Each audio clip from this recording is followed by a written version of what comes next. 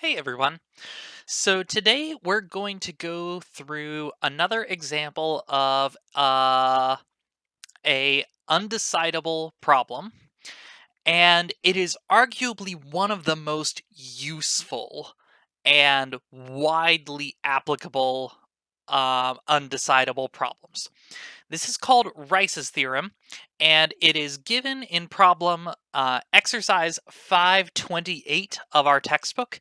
It has a solution, but the solution takes up a quarter of a page and it's very dense, and so we're going to go through it for the entire duration of this video on that basically 1/4 page of that solution.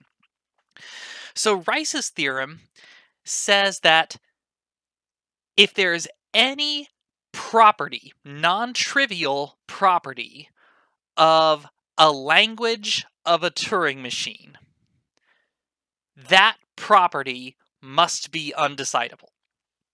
So let's break this down into a little more detail.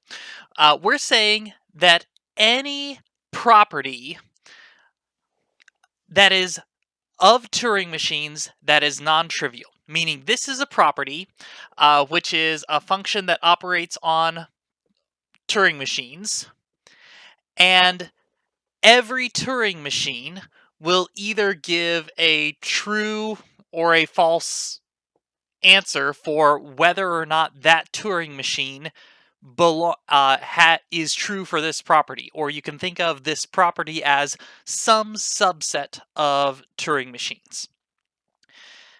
Now, it's a little bit more tricky than that because really what it's about is some property of the language represented by some Turing machine. So there are some properties about Turing machines themselves, like does this Turing machine have a reject state or not, which are answerable. You can just look at it and see, yes, it either has a reject state or it doesn't. There are other properties of Turing machines that says, does this Turing machine have more than 15 states? Some will, some won't. Those aren't the kinds of properties we're talking about here. These are properties of what strings are accepted by the Turing machine. So, for instance, you could say a property that might be of interest would be, will this Turing machine accept all prime numbers? Certainly, some Turing machines will. Turing machines that only accept odd numbers will accept all prime numbers, and other Turing machines might accept other supersets of prime numbers. But some Turing machines won't accept all prime numbers. And so the set of Turing machines that accept prime numbers would be definable by such a property. It is a property for which some Turing machines will accept languages with that property, other Turing machines won't. Okay, so this is literally any question you could ask about what languages a Turing machine will accept. We could define as a property, almost certainly. And Rice's theorem tells us that this problem, no matter what the property is, always has to be undecidable. Let's go through how we're going to solve this. And we're going to solve this by showing that if we had a solution to any property, so this property is just a property of Turing machines that is non-trivial. Some Turing machines belong to it, some Turing machines don't belong to it. Any property like that could be used to solve the ATM problem. So I'm going to write this out as more of a Python function because hopefully it will make a little more sense what is going on here. So what we want to show is that if there were a solution to solve this problem of asking whether a given Turing machine has this property or does not have this property, we could solve the problem of whether a given Turing machine accepts a particular string. And the way that we're going to do this, so remember, the way we define this normally is a solution to the Turing machine accept problem would take in a Turing machine, the textbook calls it M, and some string W, and will return true whether if this Turing machine would accept this input string, and will return false if it will not. And we'll lump together, it either fails to accept the string if it loops forever, or if it rejects the string. So we have a function that will decide whether this Turing machine, which is essentially a function, will accept this string or fail to accept this string. We're going to define our Turing machines. The textbook in their example uses them as Turing machines and strings of Turing machines. We're going to think about these in terms of functions because that's, I think, the somewhat more intuitive way to imagine it. Eventually, what we are going to do is say, let's assume that some function exists that could take in a Turing machine and tell you whether this Turing machine had that property or not. Okay, so we want to somehow use this function in our solution for ATM. This isn't necessarily always how it would work, but it works in this case and it makes it a little easier to work backwards from. So let's say that we're going to return this machine operating on something.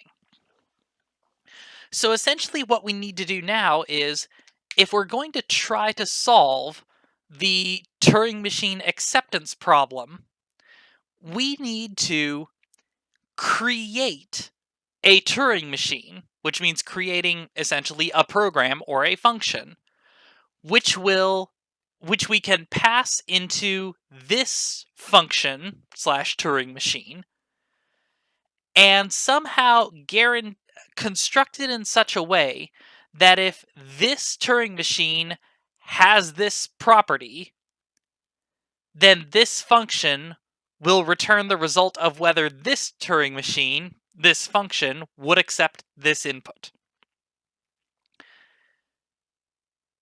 You might need to pause and rewind that again. We're going to move forward because you can pause and rewind it. So from there, we know that in here, we're going to need to create a Turing machine that we can pass to this function. So let's go ahead and say the program or the function for solving whether this Turing machine accepts a string is going to, inside of itself, define a new function, which is equivalent to creating a new Turing machine based on information that we've got. So we're going to arbitrarily call this one MW. And this is a function that takes some input x.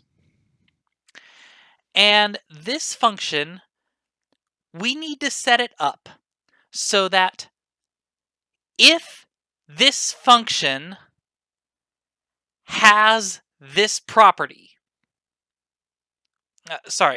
we need to set it up such that this function will have this property if this Turing machine accepts that input. So again, we need whatever this property is. Don't know exactly what it is, and it turns out it doesn't matter. Whatever this property is, this function, this Turing machine, needs to have this property if this Turing machine would accept this input. Okay? So now, here's the trick. We're going to assume this is a non-trivial property of Turing machines, meaning there are some Turing machines that have this property. We're just going to call one of them T, because that's what the textbook calls it, whatever. We have a program, a Turing machine, with this property. Now, we want to say, well, first of all, we could just write in here and say, oh, well, this function here is just going to execute the Turing machine T, and will return whatever its result is. So here's an idea. Basically, this is the same as just passing T into this function, which will always be true, right? Because T is a Turing machine that has this property.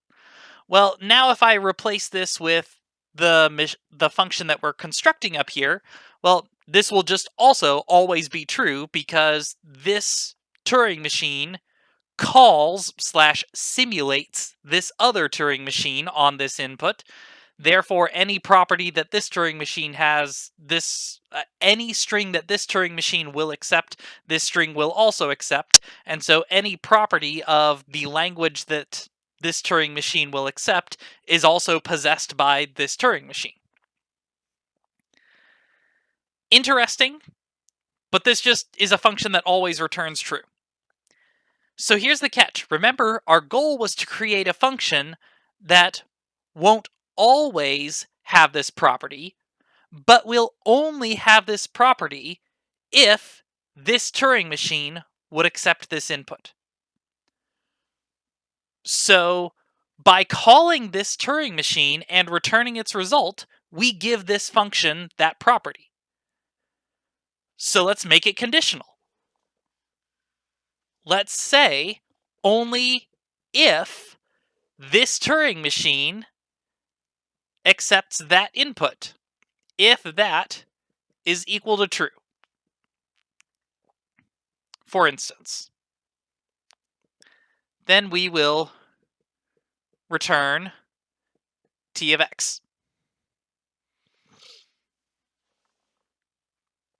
Okay, and then we can have here just return false.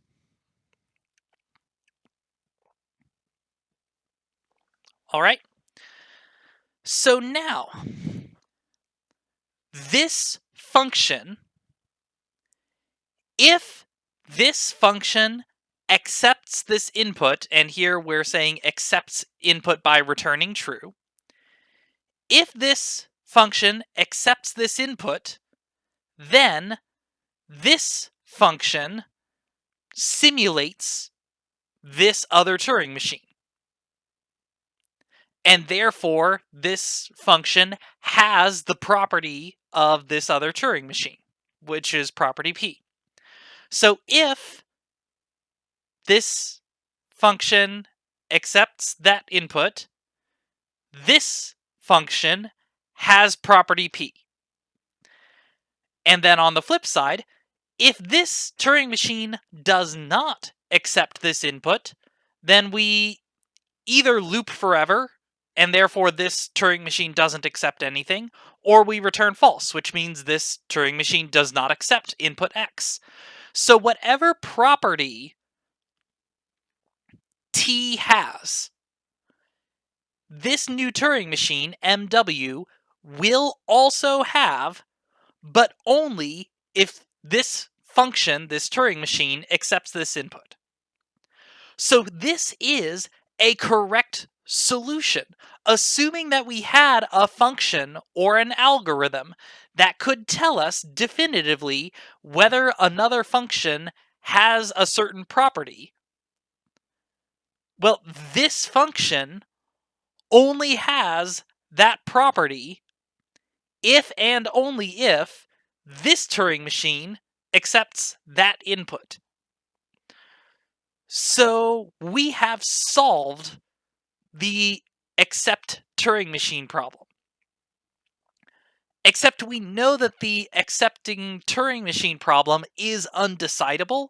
So the fact that our only assumption was that we had a function that could tell us whether another function had a property or not, that was our only assumption. Using that, we solved the accepting Turing machine problem, which we know is undecidable. Therefore, this function can't exist. There is no way to decide it. And again, we haven't said anything about what the property is. All that we've said is that some Turing machines have it and some Turing machines don't. And that was enough to say, well, if I can tell the difference between a Turing machine that has the property and one that doesn't, I can build a Turing machine that has that property, but only if this other Turing machine accepts this input. And then as a result, I can say, well, by constructing a Turing machine like this, deciding whether or not this function has this property is equivalent to solving the problem of whether this function accepts that input. And that solves the accepting Turing machine problem.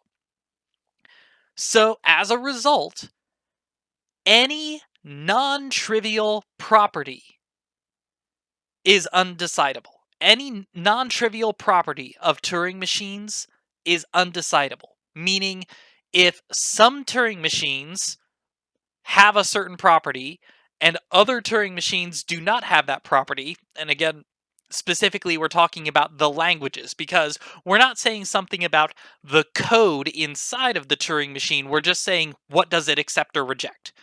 So if the set of strings that a Turing machine will accept or reject has any property that is not necessarily true of all Turing machines, but is true of some Turing machines, then that has to be undecidable. So I hope this helps. And if you need to go back and see some of those explanation sections a couple more times, that is perfectly fine. But hopefully you can maybe compare this to the form of the solution that's in the textbook and get a slightly more intuitive idea of what's going on in the different construction steps of the proof. So, good luck.